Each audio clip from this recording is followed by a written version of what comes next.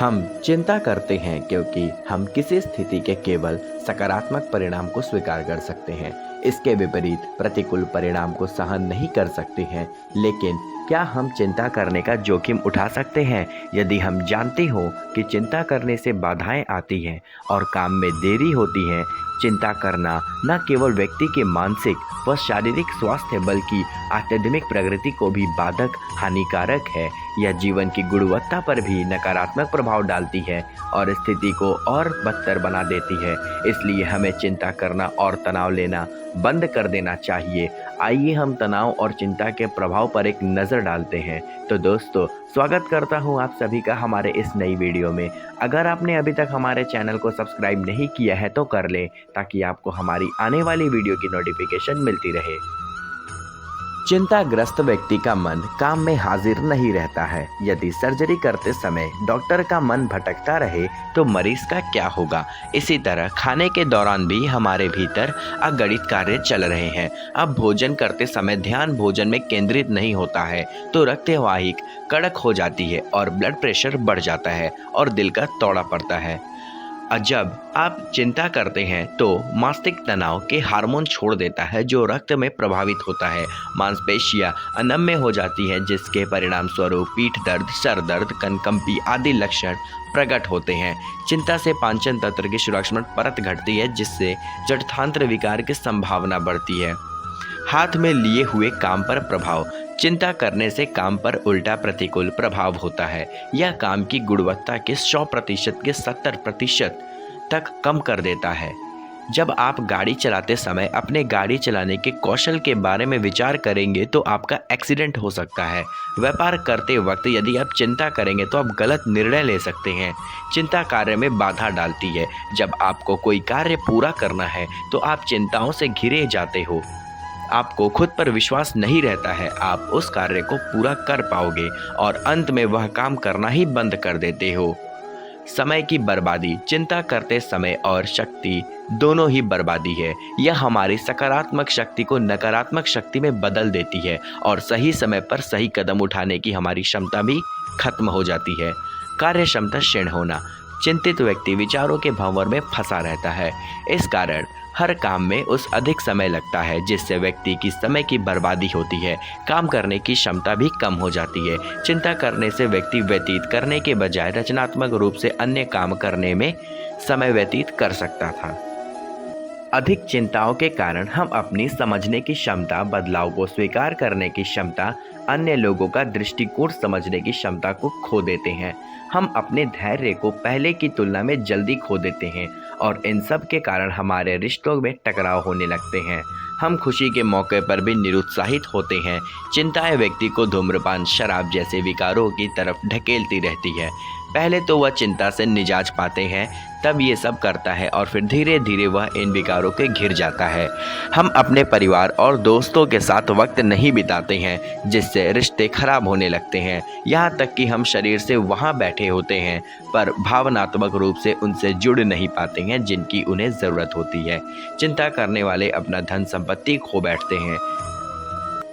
अधिक चिंता करना आर्त ध्यान। ऐसी स्थिति या ध्यान जिसका अंत स्वयं को चोट पहुंचते हैं। चिंता करने का परिणाम अगला जन्म जानवर गति में लाएगा। जब एक पिता अपनी अविवाहित बेटी के बारे में चिंता करते हुए प्राण त्याग देता है तो प्रकृति के नियम अनुसार जानवर गति में जन्म लेता है, जहां जीवन दुर्व्यवहार में भरा रहता है। चिंता व अंतराय कर्म बंध जाते हैं। ऐसे कर्म आपके अगले जन्म में आपके इच्छाओं की पूर्ति के रुकावट करते हैं। पूर्व जन्म। दादा भगवान कहते हैं, किसी काल में जब कभी संस्कारी मनुष्य होने का सौभाग्य मिलता है, तब अगर चिंता में रहे तो मनुष्यता भी चल जाएगा। कितनी भारी जोखिम है। राजा को चिंता हो रही थी कि उसके बाद आगे की पीढ़ियों का पालन कैसे हो पाएगा। एक बूढ़ी महिला ने उसे समझाया, कल की चिंता में आज खराब नहीं करना चाहिए, भविष्य की चिंता में वर्तमान खराब नहीं करना चाहिए। धर्म के अनुसार कर्म करते रहेंगे तो भविष्य भी अच्छा ही होगा। अधिकतर लोग भविष्य को लेकर चिंतित रहते हैं और इस वजह से वर्तमान को बिगाड़ लेते हैं, जबकि ऐसा नहीं करना चाहिए। कल क्या होगा यह सोचकर आज को खराब नहीं करना चाहिए। इस संबंध में एक राजा की लोक कथा प्रचलित है। कथा के अनुसार पुराने समय में एक राजा के पास अपार धन संपत्ति थी, लेकिन फिर भी वह चिंतित रहता था।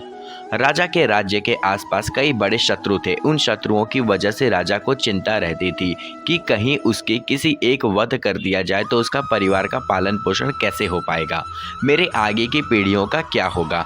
भविष्य को लेकर राजा हमेशा परेशान रहता था। एक इस चिंता के निवारण के लिए वह अपने राज्य के विद्वान संत के पास पहुंचा। संत को राजा की अपनी समस्या बताई। संत समझ गए थे कि राजा कल की चिंता में आज खराब कर रहे हैं। संत ने राजा को एक बूढ़ी महिला का पता बताया और कहा कि राजन, ये महिला आपकी समस्या का हल कर सकती है, आप इनसे जरूर जाकर मिले। वह बूढ़ी महिला अकेली रहती थी, उसके घर में कोई कमाने वाला नहीं, कृपया उसे थोड़ा सा अनाज दे देना। राजा ने सोचा कि मैं उसके घर जा रहा हूँ तो उसके लिए थोड़ा सा अनाज कैसे ले जा सकता हूँ, मुझे बहुत सारा अन्न और धन लेकर जाना चाहिए। ऐसा सोचकर राजा अपने सेवक के साथ अनाज और स्वर्ण मुद्राएं लेकर बूढ़ी महिला की झोपड़ी में पहुंच गया।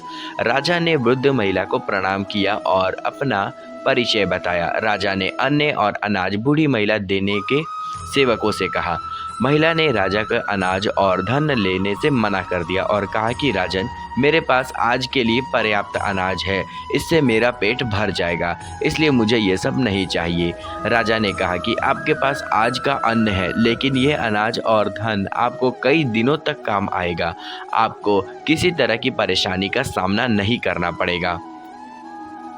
महिला ने कहा कि राजन, मैं कल की चिंता नहीं करती हूँ, मुझे भगवान पर भरोसा है, जैसे मुझे आज खाना मिल गया कल भी मिल जाएगा। यह बात सुनकर राजा हैरान रह गया। राजा समझ गया कि संत ने उसे यहाँ क्यों भेजा है। उसने सोचा कि इस महिला के पास ना खाना है और ना ही धन है, लेकिन ये कल की चिंता नहीं करती है। मेरे पास तो अपार धन संपत्ति है, फिर भी मैं बिना वजह कल की चिंता कर रहा हूँ। इस छोटी सी कथा की सीख यही है कि हमें भविष्य को लेकर चिंता नहीं करनी चाहिए, वर्तमान में खुश रहना चाहिए, धर्म के अनुसार कर्म करते रहना चाहिए, तो यही हमारा भविष्य के लिए अच्छा ही रहेगा।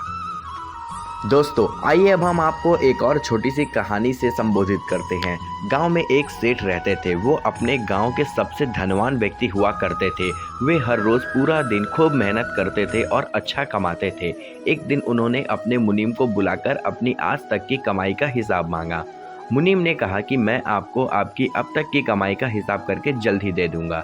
दूसरे ही दिन वह मुनीम सेठ के पास सेठ की आज की कमाई का हिसाब लेकर गया। मुनीम ने सेठ को बताया, जिस तरह से आज खर्च हो रहा है उस हिसाब से तो आपका इतना कमा लिया है कि अगर आप आज से कमाना छोड़ दें फिर भी आपकी 5 पीढ़ियां आराम से आपका जीवन व्यतीत कर सकती हैं। ऐसा सुनकर सेठ ज़्यादा खुश हो गए और उनकी खुशी का ठिकाना नहीं रहा। अगर हमें भी ऐसा पता चलता है कि हम भी खुश हो जाते हैं तो फिर ये सेठ क्यों ना हो। अब सेठ अपनी सफलता से बहुत खुश थे, लेकिन अब उन्हें अपनी 6 पीढ़ियों की भी साथ चिंता हो रही थी। सेठ सोच रहे थे कि मेरी 6 पीढ़ी कैसे होंगी, अगर मेरी कमाई 5 पीढ़ी तक ही खत्म हो जाएगी तो फिर मेरी आने वाली 6ठी पीढ़ियों का क्या होगा। सेठ सोचते सोचते अपने भविष्य के बारे में इतना सोच लेते थे कि उन्हें चिंता होने लगती थी। सेठ का स्वास्थ्य अपने भविष्य को पीड़ा चिंता करने के कारण ही बिगड़ता है। वे अपने भविष्य की पीढ़ी की इतना चिंता करते हैं कि उन्हें आज की नहीं जीना भूल जाते हैं। सेठ का एक दोस्त उन्हें मिलने के लिए आता है और सेठ के हालात देखकर उन्हें कहता है कि आपको एक उपाय बताता हूँ, अगर वैसा करेंगे तो आप जल्द ही ठीक हो जाएंगे। सेठ ने कहा कि बहुत सारे दिनों से मैं बीमार हूँ, मुझे आप जल्द ही ठीक होने का कोई उपाय बताइए।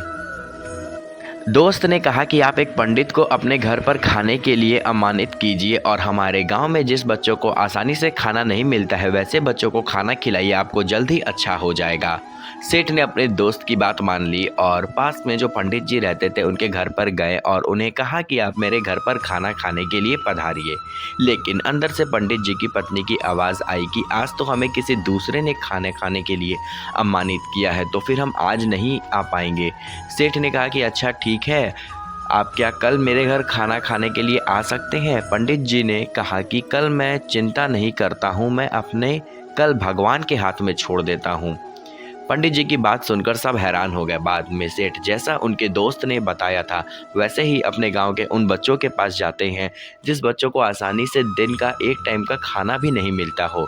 सेठ वहां जाकर उन बच्चों को खाना वितरित करते हैं। वे बच्चे बहुत ज़्यादा खुश हो जाते हैं। वो बच्चे बिना कल की चिंता किए अपना आज बड़े मज़े से जीते हैं। यह सब देखकर सेठ को समझ में आ गया कि कल की चिंता करने से खुद का ही नुकसान होता है। अब वो सेठ भी खुशी खुशी रहने लगा और अपने आज का आनंद लेने लगा और सब ठीक हो गया। तो दोस्तों, उम्मीद करता हूँ कि आज की वीडियो से आप कुछ नया सीखने को मिला होगा। तो अगर आपने अभी तक हमारे चैनल को सब्सक्राइब नहीं किया है तो कर लें, ताकि आपको हमारी आने वाली वीडियो की नोटिफिकेशन मिलती रहे। तो दोस्तों, मिलते हैं एक और नई वीडियो के साथ, एक और नए जोश के साथ। तब तक के लिए धन्यवाद।